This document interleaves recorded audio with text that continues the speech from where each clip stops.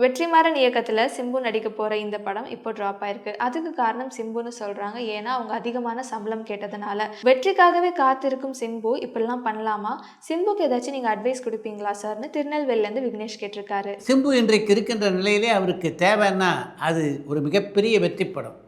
ஏனோ அதை புரிந்து கொள்ள சிம்பு மறுக்கிறார். இந்தியால இருந்து தமிழ் படங்கள்லாம் மலேசியா, சிங்கப்பூர், ஸ்ரீலங்கால ரிலீஸ் ஆகுது. ஆனா, மலேசியா, சிங்கப்பூர், ஸ்ரீலங்கால எடுக்கிற படங்கள்லாம் என்னைக்காச்சும் இந்தியால ரிலீஸ் ஆயிருக்கா? இத பத்தி உங்க கருத்து என்னன்னு நியூ ஜெர்சிலேருந்து எலமாறன் கேட்டிருக்காரு. மலேசியா, சிங்கப்பூர், ஸ்ரீலங்காலெல்லாம் நம்முடைய தமிழ் படங்கள் மிக பிரமாதமாக ஓடுது. ஆனால் மலேசியன் திரைப்படங்களோ, சிங்கப்பூரில் எடுக்கப்படுகின்ற திரைப்படங்களோ அல்லது இலங்கையில் எடுக்கப்படுகின்ற திரைப்படங்களோ இங்கே ஏன் ஓடுறதில்லை அப்படின்னு நீங்கள் கேட்டிருக்கீங்க. மற்ற நாடுகளை விடுங்க.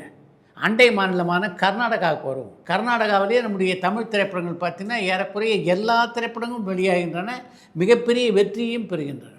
கடந்த ஆண்டில் மட்டும் கர்நாடகாவிலே 120 படங்கள் தயாராகிருக்கின்றன. அதில் எத்தனை படங்கள் தமிழ்நாட்டில் வெளியாகிருக்கு?